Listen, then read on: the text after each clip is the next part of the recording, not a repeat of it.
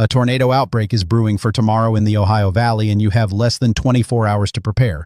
But that is not the whole story. We are tracking 2 snowstorms shifting position, a potential nor'easter that could bury the East Coast, and a weather pattern that is about to affect over 250 cities across America. If you are anywhere from Texas to Maine, you need to watch this entire video. And at the 5-minute mark, I will reveal exactly when the most dangerous weather will hit your neighborhood. Right now, as I speak to you, firefighters in Oklahoma are battling a monster. The Ranger Road fire has already consumed 145 acres, injured 4 firefighters, and destroyed multiple homes. This is not just a fire story. This is about the dry air and powerful winds that are setting up something much bigger.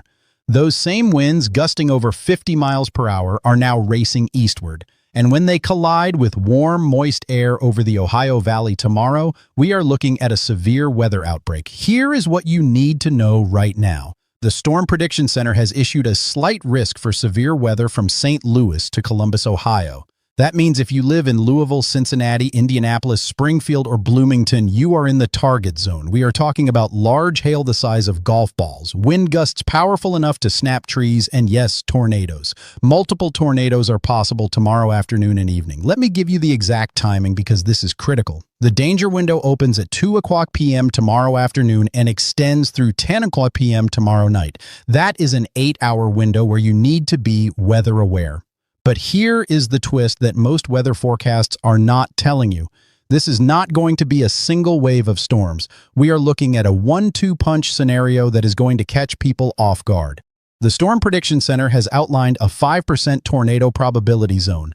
That brown shaded area on the map includes Evansville, Champaign, Louisville, Cincinnati, Columbus, Indiana, and Indianapolis. A 5% probability means there is a 5% chance of a tornado occurring within 25 miles of any given point in that zone.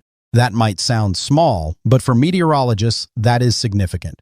Outside that zone, we have a 2% area stretching from near Chicago all the way down to Bowling Green, Kentucky, and over to Ashland. This 2% zone includes Columbus, Ohio, and the greater St. Louis area. Now let me explain why tomorrow is going to be particularly dangerous. And this is something that could save your life if you understand it. The first wave of thunderstorms will develop just after noon, mainly across Illinois and portions of Kentucky.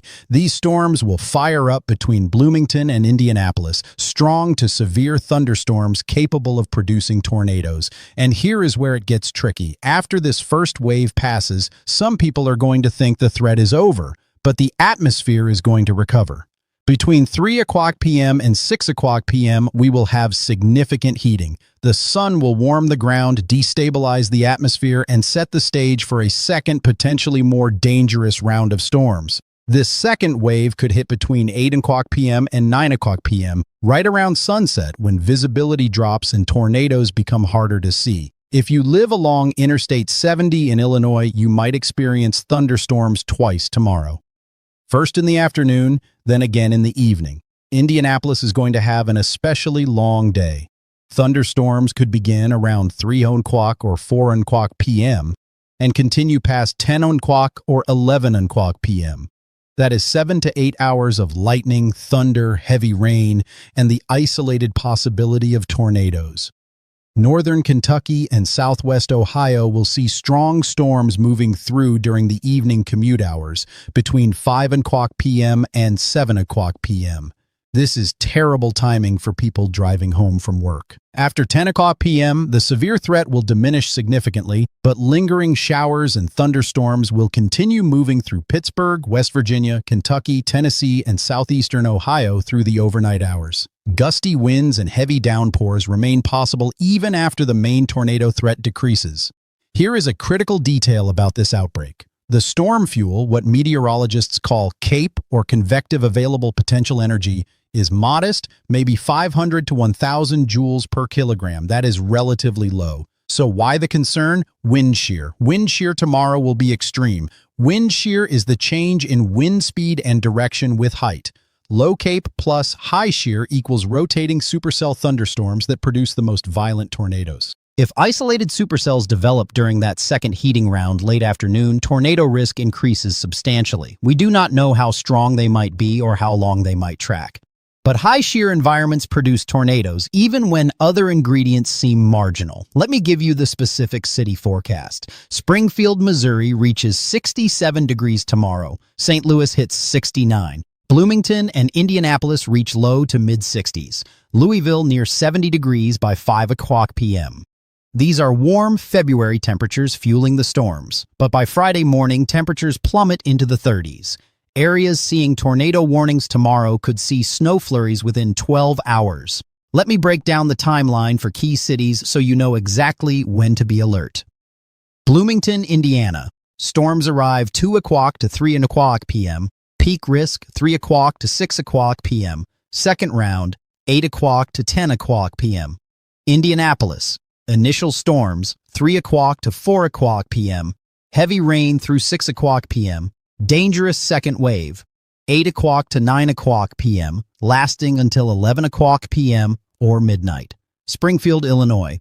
Storms fire up 1 o'clock to 2 o'clock p.m., main severe window 2 o'clock to 5 o'clock p.m., second round 7 o'clock to 9 o'clock p.m. Louisville. Storms approach 4 o'clock p.m., peak tornado threat 5 o'clock to 8 o'clock p.m., exit by 9 o'clock to 10 o'clock p.m. Cincinnati, storms arrive 6 o'clock to 7 o'clock p.m. Severe threat through 9 o'clock p.m. Showers until midnight. Columbus, storms 7 o'clock to 9 o'clock p.m. Mainly damaging winds and heavy rain, tornadoes possible but less likely. Evansville, initial storms 3 o'clock p.m.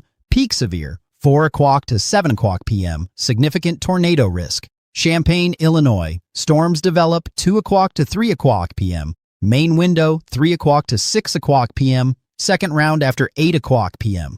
For outdoor events tomorrow, USA Gymnastics, Winter Cup in Louisville runs February 20th, 23. Peak severe weather window of 5 o'clock to 8 o'clock p.m. tomorrow coincides with activities. Stay indoors. Houston Rodeo uncorked on Sunday, February 23rd will see strong thunderstorms Saturday night into Sunday morning. Major League Baseball spring training begins February 20th in Florida with possible afternoon showers Friday. The Daytona 500 on Sunday, February 16th looks perfect with mid-70s and partly cloudy skies in Daytona Beach. Now let me shift to the potential nor'easter for Sunday into Monday, February 23rd and 24th. A coastal low-pressure system could impact the mid-Atlantic and Northeast, though confidence remains very low. The winter storm outlook covers a massive area from Quebec and Toronto down to Washington, D.C., Baltimore, the I-95 corridor through Philadelphia, New York City, and Boston, plus all of New England. The models disagree significantly. The GFS shows a southern track potentially hammering Washington, D.C., Richmond, southern New Jersey, Delaware, and Delmarva with heavy snow. Other models keep the storm farther offshore or take it north. A northern track means Boston and interior New England get the heaviest snow, while D.C. sees rain or a mix. The southern track brings snow to areas rarely seeing significant accumulation. Best chance for accumulating snow appears north of Washington, D.C. and south of Toronto, especially eastern areas. Philadelphia, New York City, Hartford, Providence, and Boston should monitor closely. Timing would be Sunday afternoon through Monday morning if this develops. City guidance, Washington, D.C. and Baltimore are borderline, could see 6 to 12 inches with a southern track or just rain with a northern track. Philadelphia likely sees 4 to 10 inches if the storm forms. New York City could get 3 to 8 inches, higher in northern suburbs. Boston positioned well for 6 to 12 inches or more. Hartford and Providence could see 8 to 15 inches. Interior northeast cities like Albany, Syracuse, Burlington, and Concord could exceed 12 inches. This nor'easter is not certain yet. By Friday night, we will have much better information. Do not make definitive plans based on specific amounts, but be aware a significant winter storm could impact the East Coast Sunday into Monday.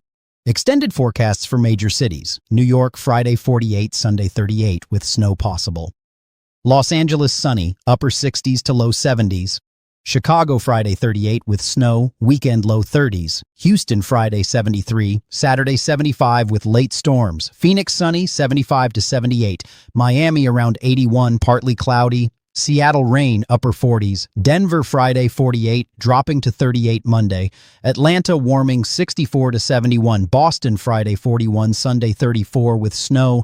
Detroit snow showers, low 30s. Dallas low 70s. San Francisco partly cloudy, low 60s. Minneapolis mid-20s, single-digit wind chills. Las Vegas sunny, upper 60s. Now let me address the bigger weather pattern. Over the next 2 weeks, temperatures across the United States will be above average, especially from Tucson to Atlanta, Houston to Sioux Falls. It will feel more like spring than winter. There will be cold shots, but they will not have significant staying power. This pattern leads to lower heating bills and more pleasant conditions, but it also creates severe weather outbreaks like tomorrow. Leave a comment below with your city name, and I will personally provide you with an updated forecast for your specific location. I am monitoring over 250 cities across America, and I want to make sure you have the information you need to stay safe. Remember, tomorrow between 2 o'clock p.m. and 10 o'clock p.m., if you live in the Ohio Valley, have your weather radio ready. Have your phone charged. Know where your safe place is in your home. Do not be scared. Be prepared. And if you see a tornado warning for your area, take it seriously and take action immediately. The potential nor'easter for Sunday into Monday is still developing. Check back Friday night for a major update. I will have specific snow forecasts and timing once the models come into better agreement. Stay safe out there. And remember, weather affects all of us, but with the right information at the right time, we can protect ourselves, our families, and our